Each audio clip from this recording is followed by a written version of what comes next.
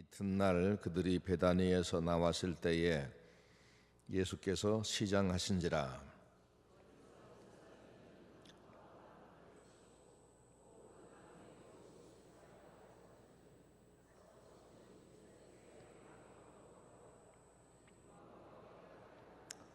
예수께서 나무에게 말씀하여 이르시되 이제부터 영원토록 사람이 내게서 열매를 따 먹지 못하리라 하시니 제자들이 이를 듣더라.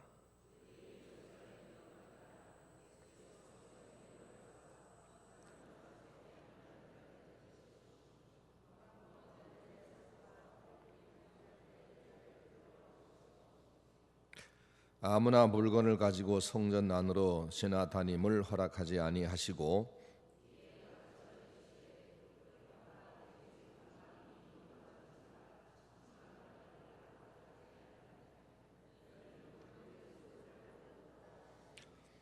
대제사장들과 서기관들이 듣고 예수를 어떻게 죽일까 하고 꾀하니 이는 무리가 다 그의 교훈을 놀랍게 여김으로 그를 두려워함일러라. 아멘. 성전을 깨끗하게 하신 주님, 고난주간의 월요일은 주님께서 성전에 가셔서 성전 안에서 매매하는 사람들, 그들을 내쫓으시고 환전상들의 상을 뒤집어 부시고 비둘기 파는 자들의 의자를 뒤어 부시고 내 집은 만민이 기도하는 집인데 너희는 강도의 소굴을 만들었느냐고 책망하셨습니다.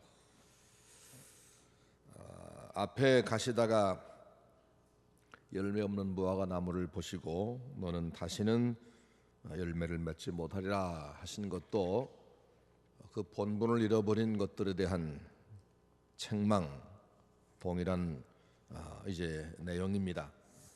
그런데 빗자루나 채찍으로 한 번 성전을 청결하게 하셨다 해서 그 더럽혀진 왜곡된 그 예루살렘 성전이 완전히 회복될 가능성은 없었습니다. 그래서 주님은 그 성전을 헐고 사흘 만에 다시 지어야 한다라고 말씀하셨습니다. 그 유대인들에게 너희가 성전을 헐면 내가 사흘 동안에 일으키겠다 말씀할 때 그 사람들은 비웃었습니다. 이것은 46년 동안 헤롯 왕이 그 엄청난 권력을 가지고 많은 사람을 동원해서 지은 건물인데 네가 사흘 동안에 지어? 라고 말도 안 된다고 비웃었지만 사실은 예수님 말씀은 성전된 자기 육체를 너희가 죽이겠으나 내가 다시 사흘 만에 부활한다, 이런 예고였습니다. 죄 때문에 하나님 앞에 갈 수 없는 사람을 하나님과 만날 수 있게 해주는 것이 성전입니다. 하나님과 만나기 위해서는 죄가 용서되어야 하나님 앞에 가는데 그 죄 용서를 위해서 재물이 주고 그 대가로 하나님 앞에 가는 곳, 이게 바로 성전입니다. 그리고 예수님 자신은 죄인들을 하나님 앞에 가게 해주는, 하나님을 만나게 해주는 가장 완벽한 성전이십니다. 하나님의 아들 예수님은 인류가 저질러 놓은 죄를 씻어내기 위해서 당신이 대신 제물로 죽으시고 그리고 나서 사흘 만에 다시 사심으로써 죄인들의 죄는 다 사하고 하나님 앞으로 인도해 내셨습니다. 그리고 하나님 아버지를 믿게 하고 아버지라 부르게 하고 그의 모든 것을 유업으로 얻을 수 있는 그런 위치까지 올려놓으신 정말 완벽한 제사장이십니다. 성전은 사람의 이익을 추구하고 그 이익을 분배하는 그런 곳이 아니라 이익을 추구하고 이익을 분배하면 거기는 분쟁이 생기는 곳이죠. 그래서 분쟁이 생깁니다. 그런데 그런 곳이 아니라 죄인들의 죄를 해결해서 하나님 앞으로 가게 만들어주는 역할을 하는 것입니다. 예수님께서 우리를 대신해서 형벌을 받으심으로 하나님 앞에 갈 수 있게 하는 그 역할을 미리 사람들에게 알려주는 곳, 그 역할을 임시로 대행하는 것이 구약의 성전이었습니다. 예수님은 당신의 죽음을 앞두고 예루살렘에 올라가셔서 맨 먼저 하신 일이 성전을 깨끗하게 하신 일입니다. 그 당시 성전이 성전 본연의 모습을 상실한 그런 왜곡된 모습이기 때문이었고, 또 하나는 당신이 바로 참 성전된다는 사실을 알리기 위해서 일부러 이 일을 하신 겁니다. 지은 죄 때문에 하나님이 두렵고 하나님의 진노가 두려워 그 앞에 가까이 도무지 갈 수 없는 인간들, 그들을 대신해서 짐승이 죽어 그 짐승의 피를 가지고 하나님 앞에 감히 두려운 마음으로 가서 경배하는 곳, 그게 바로 구약의 성전인데, 예수님은 그 일을 완벽히 수행하셔서 하나님 앞에 두려움이 없이 즐거움으로 감사함으로 아빠라 부르며 갈 수 있도록 그 일을 하기 위해서 오신 분이셨습니다. 죄만 짓고 살아온 인간에게 내리는 하나님의 그 심판을 감당할 인간은 없었습니다. 그런데 그 무서운 하나님의 심판, 인류 전체에게 각각이 내릴 심판을 홀로 다 담당해 주신 분이 예수님이십니다. 그가 우리를 위해서 하나님의 진노의 불을 홀로 담당하셨습니다. 우리를 하나님 앞에 가까이 가게 하려고 주님께서 어떻게 고통을 당할 것인가를 예수님 오시기 전 1000년 전 사람인 다윗은 시편 22편에서 아주 상세하게 묘사를 했습니다. 그런 그보다 이 다윗보다 훨씬 더 전에 이스라엘이 광야에서 하나님의 지시로 만들었던 광야의 성막, 그 성막을 보면 성막은 성전의 전형인데 그 성막의 모습이 참 성전 대신 예수님의 모습, 예수님이 당하실 일, 그 일을 더 깊이 묘사해 주고 있습니다. 출애굽기 27장을 보면 하나님께서 모세에게 성막을 지으라고 명령하시면서 성막에 이러이러한 기구들을 이렇게 만들어서 어디에 배치해라 하고 말씀해 주시는, 설계해 주시는데 그 중요한 기구 중 하나가 놋제단입니다. 성막 바깥 울타리를 지나서 안으로 성막 뜰로 들어가면 거기서 가장 먼저 한가운데 성막과 성막 뜰 한가운데 있는 그 기구가 놋제단입니다. 그리고 놋제단 뒤에는 물두멍이 있고 그 뒤에는 성전 본관에 문이 있습니다. 이 놋제단의 넓이는 5규빗, 그러니까 한 2.25m쯤 됩니다. 사각형, 정사각형입니다. 2.25m. 그리고 높이는 3규빗이니까 1.3m, 사람 가슴 높이쯤 됩니다. 그 단은 하나님이 내가 산에서 내게 보여준 대로 만들어라. 널판지를 깎아서 틀을 짜고 속은 비게 하고 놋으로 싸서 밖은 완벽하게 싸서 만들어라.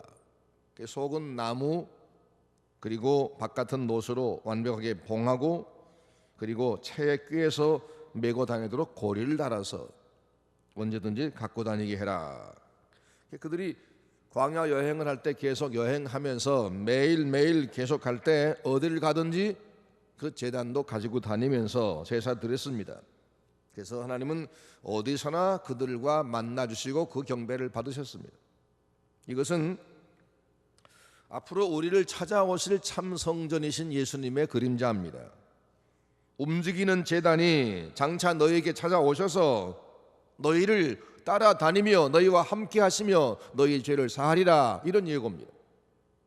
예수님은 움직이는 제단이신데 우리에게 찾아오셔서 죄를 사하고 어디서나 함께 하시며 우리를 영생으로 인도할 바로 그런 참 제단이요 제사장인 것을 보여줍니다. 이 제단이 어떤 의미를 가지느냐 좀 더 보겠습니다. 이 제단이란 본래 원어 의미는 들려지다, 그런 뜻입니다. 들려지다.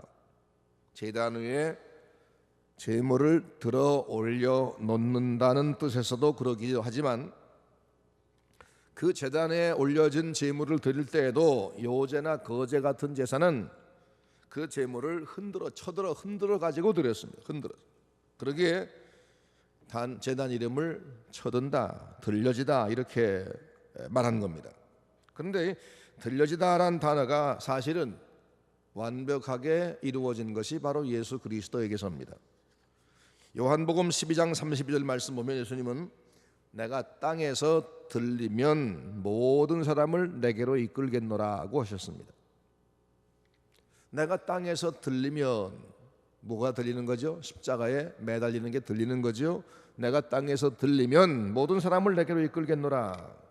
노수로 만든 번제단에서 제물이 높이 들려졌던 것처럼 당신이 높이 들려져야 한다고 말씀했습니다. 요한복음 3장 14절에서도 모세가 광야에서 뱀을 든 것 같이 인자도 들려야 하리니 이는 저를 믿는 자마다 영생을 얻게 하려 하심이라 고 말씀했습니다.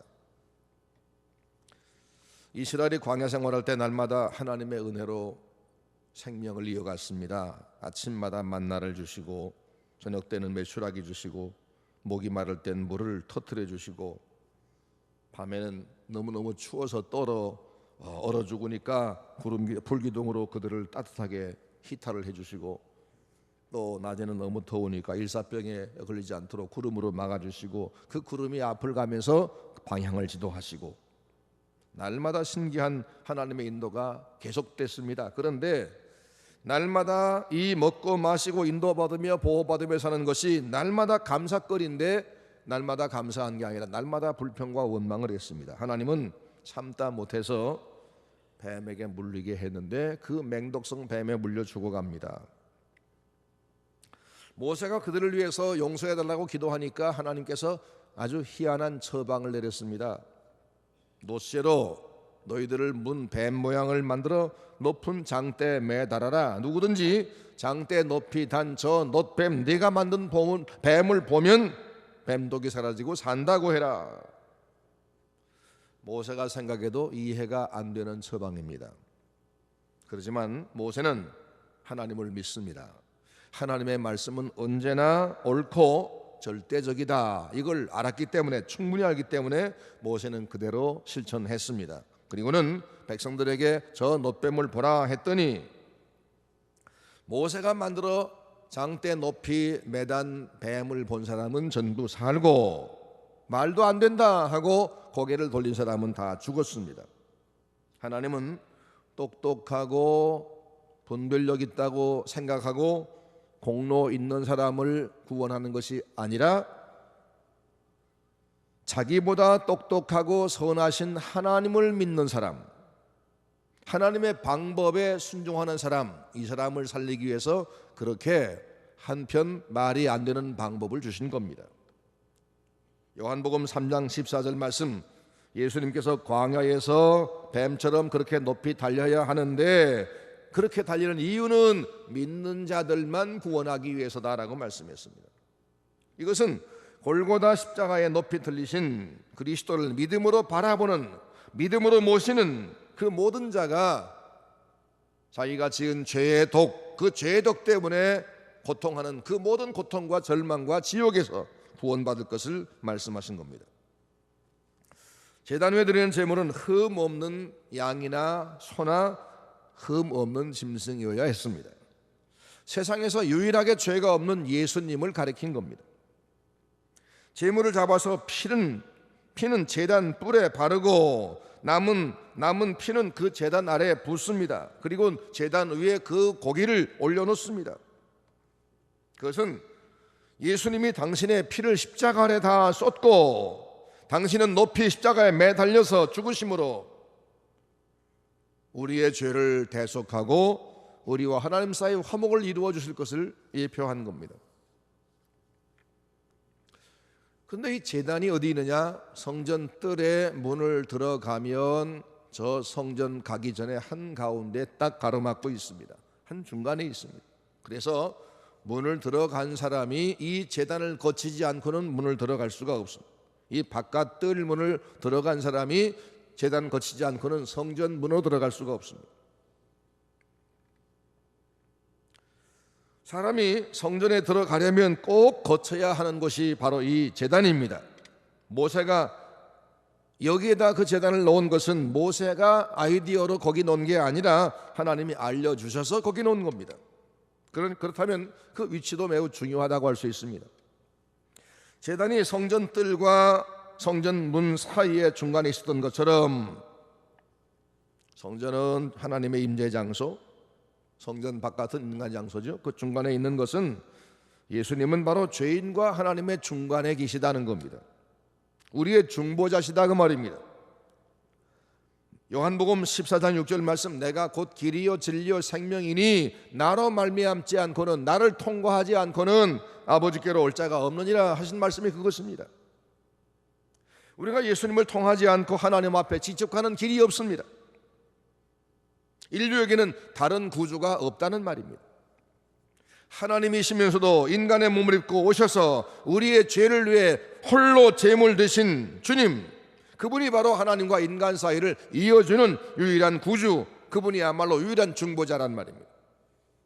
중보자는 하나님과도 잘 통해야 되고 인간과도 잘 통해야 됩니다. 예수님은 근본 하나님과 동등하시니까 하나님과는 본래 잘 통하십니다. 그리고 우리처럼 육체를 입고 오셔서 우리의 모든 고통을 경험하시고 우리 대신 죽으신 분이기에 우리와도 잘 통하십니다. 그분만이 중보자십니다. 하나님이시고 동시 사람이시며 죄는 없으시고, 그리고 우리를 위해서 대신 죽어주신 그분 아니면 누구도 중보자가 될 수 없습니다. 그래서 디모데전서 2장 5절에 하나님은 한 분이시요 또 하나님과 사람 사이의 중보도 한 분이시니 곧 사람이신 그리스도라고 했습니다. 사람은 누구나 이분을 통해야만 죄를 용서받고 이분 통해야만 하나님 앞에 갈 수 있다라고 말씀한 겁니다. 성막문을 들어서면 제단이 앞을 딱 가로막습니다. 성막 안으로 들어가려면 제단을 거쳐야만 합니다. 제단은 하나님 앞에 나가는 모든 인간을 딱 우선 가로막습니다. 잠깐 멈춰라. 뭐 하는 곳입니까? 거기는 생명이 죽임을 당하는 곳입니다.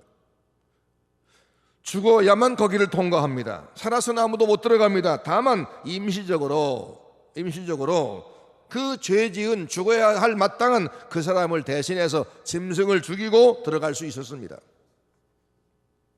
그것은 죄 지은 죄인을 하나님 앞에 가야만 하는데 죄 때문에 멸망받을 그를 대신해서 짐승이 죽는 곳입니다. 제단은 자기를 죽이는 곳입니다. 그 제단을 지나야 하나님 나라 성 안에 들어갑니다. 반드시 거쳐야 하는 제단은 바로 중보자 예수님을 상징하고, 그 제단에서 대신 죽임당한 제물 또한 예수님을 상징합니다. 나는 정말 대책 없는 죄인인데, 나에겐 구원이 없는, 구원의 가망이 없는 그런 멸망할 죄인인데, 필령 내가 죽었어야 마땅한데 그리스도가 나를 위해 대신 죽으셨군요 하고 주님이 나를 대신해 죽으신 것을 내가 인정하고 믿고, 그리고 자신의 육신과 정욕을 죽이고 그분 앞에 엎드리는 것,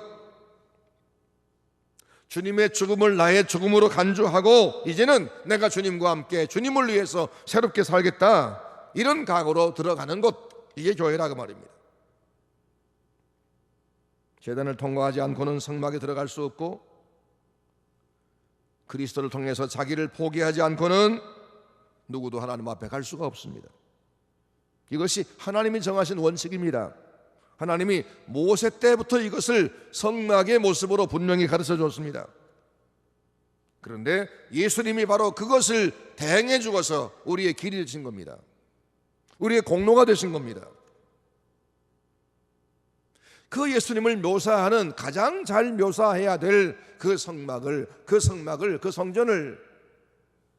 돈 버는 장소로 완전히 왜곡시켜 버렸으니 주님이 얼마나 분하시겠습니까? 그래서 그 성전에 가서 그것을 다 뒤엎으신 겁니다. 그 다음에 제단에는 뿔이 달려 있습니다. 네 귀에 2.25m, 2.3m 되는 그 2.25m 되는 큰 정사각형 제단에는 네 귀퉁이에 뿔이 달려 있습니다. 아마 전 세계 어떤 종교의 제단 중에서도 귀퉁이에 뿔 달린 제단은 이단이 처음일 겁니다. 하나님은 왜 제단에 뿔을 달라고 했을까? 제물을 올려놓으면 제물이 도망칠까 봐서 뿔에다가 얽어매라는 것인가? 아닙니다. 거기는 죽여서 올려놓는 것이지 산 짐승은 올려놓지 않습니다. 내장을 드러내고 각을 뜨고 뼈를 자르고 이래서 거기에 올려놓는 겁니다. 그러니까 죽은 짐승이 도망칠까 봐서 뿔을 만든 것은 아닙니다. 그러면 왜? 그것은 역시 참된 제단이신 그리스도가 이루실 일을 상징합니다.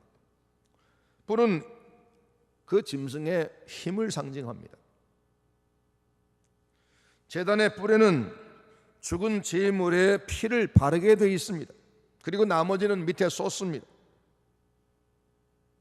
그리고 어떤 고범죄가 아닌 실수로 죄를 지어서 사람을 죽인 사람이나 어떤 그 죽어야 할 사람이, 쫓기는 사람이 성전 안으로 달려 들어가서 제단 뿔을 잡으면 그 사람은 절대 죽이지 말아라 하는 법이 있습니다.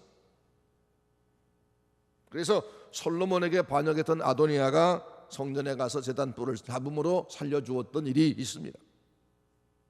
다윗은 하나님을 나의 구원의 뿔이시오 라고 했습니다.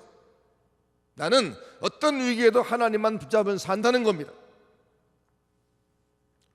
죽게 된 사람을 살리는 능력의 뿔이 제단에 있다, 피를 바른 제단에 있다. 이 말은 예수 그리스도가 당신의 피를 뿌려서 제물 되신 그 제단, 그 주님, 그분에게 천하 만민을 살리는, 죽을 자를 살리는 능력이 있다, 무한대 능력이 있다는 걸 보여주게 하는 겁니다. 어떤 인간도 변화시킬 수 있는 무한한 능력이 제단에 있습니다. 예수님에게 있습니다. 그래서 로마서 1장 16절 말씀, 사도 바울은 내가 복음을 부끄러워하지 아니하노니 이 복음은 모든 믿는 자에게 구원 주시는 하나님의 능력이 됨이라 라고 했습니다. 나를 대신해서 제물 내 주신 예수의 피는 만민을 살리는 놀라운 능력이다. 근데 내 뿔은 내 방향으로 있습니다. 십자가에 돌아가셔서 우리의 죄를 사하시고 다시 부활하셔서 우리를 하나님 앞으로 이끌어 하나님과 우리와 부자관계 되게 만드신 이 구원의 소식, 예수님의 구주라는 소식은 동서남북에 전해야 될 굿뉴스입니다. 뉴스란 단어는 영어의 동서남북의 약자지요. North, East, West, South. 그러면 뉴스가 되죠.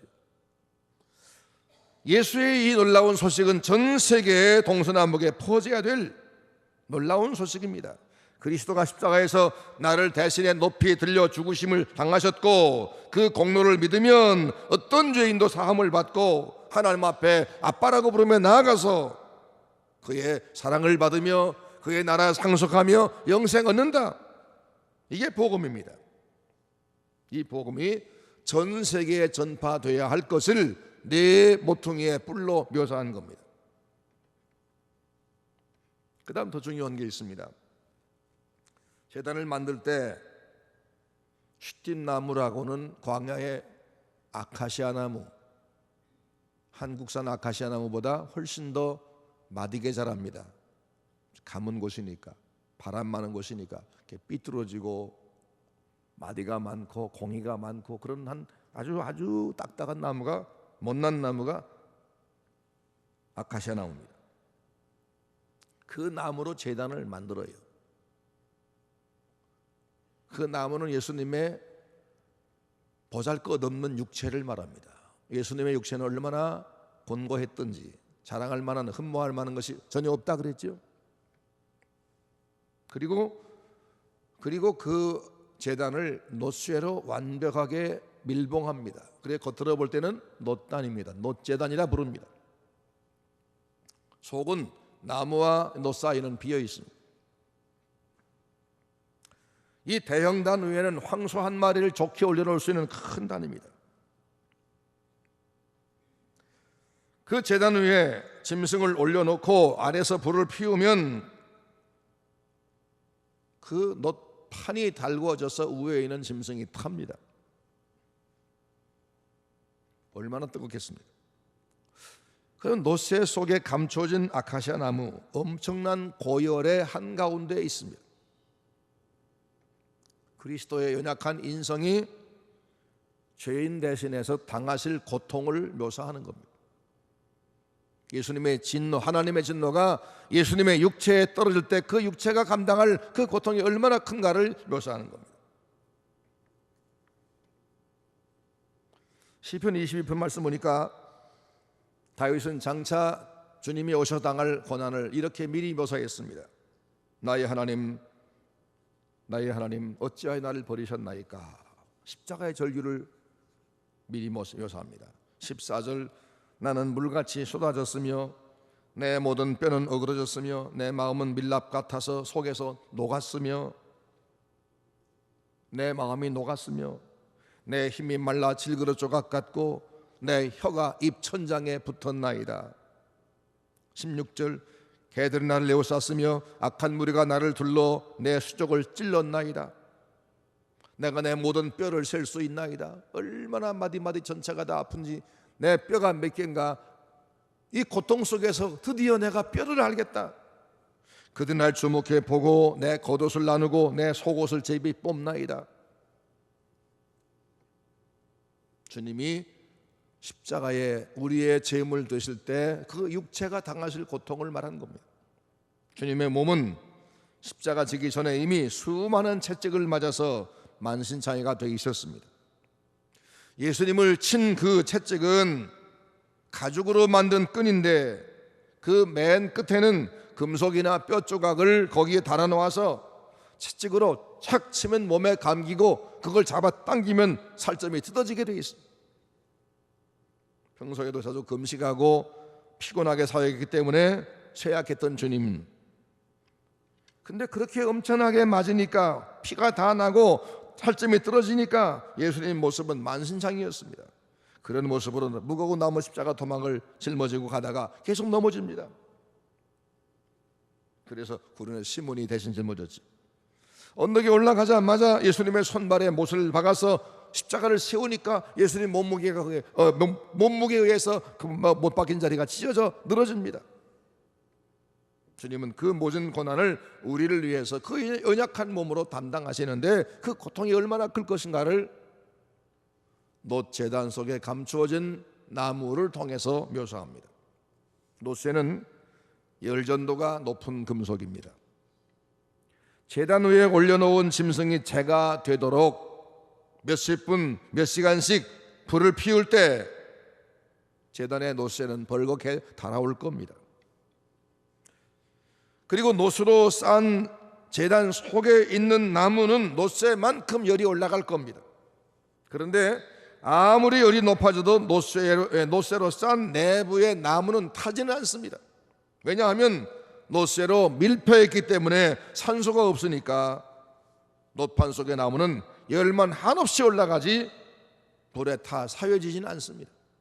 이것은 예수께서 우리 대신에 엄청난 고난을 받으시지만 그런 고통당하고 사망을 당함에도 불구하고 아주 소멸되지는 아니하고 다시 사실 것, 다시 말하면 죽임을 당하나 부활할 것을 묘사하는 겁니다. 성경은 예수 그리스도가 이루실 우리의 구원을 아주 상세하게 말씀해 주었습니다. 우리가 대충 읽으니까 그 말씀의 그 진미를 모르는 겁니다. 성경을 보십시오. 요한복음 5장 39절, 너희가 성경에서 영생을 얻는 줄 생각하고 성경을 상고하거니와 이 성경이 곧 내게 대하여 증거하는 것이라고 했습니다.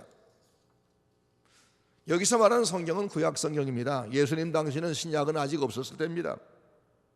구약 성경의 모든 내용이 다 나에 대해 증거하는 것이다, 나를 알리는 것이다. 히브리서 1장을 보면은 옛적의 선지자들로 여러 부분과 여러 모양으로 우리 조상들에게 말씀하신 하나님이 이 모든 날 마지막에는 아들로 우리에게 친히 말씀하셨으니 라고 했습니다. 예수님은 천지를 창조한 창조주신데 그분이 우리를 멸망할 죄인을 하나님 앞으로 인도하기 위해서 그분이 하나님께로 가는 문이 되시고 하고 성전 앞에 놋제단 되기도 하고 놋제단 위에 바쳐진 짐승 제물 되기도 하셔서 우리를 구할 것이라고. 구약 시대에는 퍼즐 조각처럼 여러 부분으로 여러 모양으로 묘사하시더니 때가 되니까 진짜로 그대로 성취하셨다고 말입니다. 그러니까 구약의 모든 내용은 바로 그리스도에 대한 부분 계시입니다. 부분 계시. 그래서 이것을 다른 성경과 연결하고 신약의 말씀으로 증명하면 성경의 핵심인 구원자 예수가 환히 나타나는 겁니다. 구약을 읽으면서 거기서 예수를 발견하지 못하면 성경을 잘못 읽은 겁니다.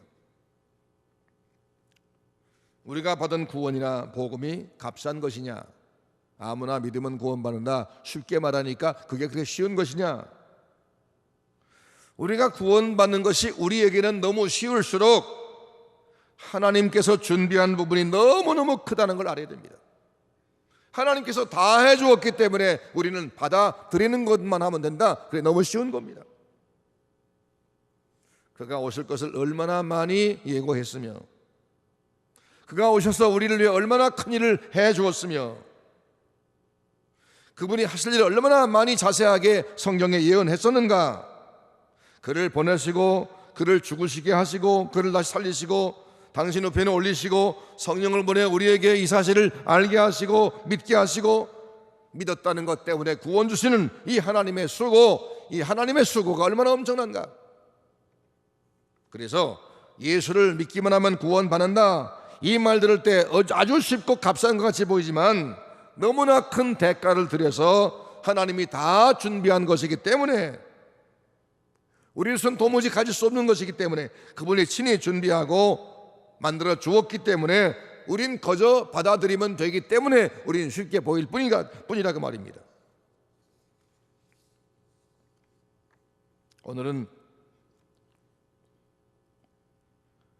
성전의 본연의 임무, 본연의 사명을 잃어버리고 그 성전의 주인공이 누군지도 전혀 알지를 못한 채 자기 이익 추구의 장소로 변질시킨 그 성전에 찾아가셔서 그 성전을 청결하게 하신 날입니다. 그 일을 하심으로써 성전이 무엇을 하는 것이고 누가 하실 일을 예표하는 것인가를 다시 드러내려고 하셨습니다. 하나님과 인간 사이의 유일한 중보자 되시는 예수님만 이제 우리가 따르고 그분만을 높입시다. 그분이 나 대신 당신의 생명을 들여서 그 모든 고난 다 받고 죄물 드셨고, 우리가 그 피의 공로로 하나님 앞에 갈 수 있게 되고 하나님의 자녀가 되고 우린 자다 말고도 아버지 하고 기도할 수 있는 오늘 이런 특권을 얻은 것입니다. 오늘의 교회도 오직 그분만을 바라봐야 되고 그분만 높여야 되고 그분의 말씀만 섬겨야 되고 그분 앞에 우리는 죽어야 됩니다. 그런데 오늘도 교회에서 인간이 왕 노릇하려고 하는 모습이 있습니다. 그래서 교회가 싸웁니다. 이런 모습을 또 보여드리면 주님이 오셔서 이 성전 또 청결케 하지 않겠습니까? 앞으로 우리 교회는 모두 자기를 죽이고 나를 대신해서 죽으신, 그래서 나를 살리신 그분만을 높이는, 그분만을 섬기는 그런 교회가 되어야 합니다. 그렇게 되시기를 주의 이름으로 축원합니다.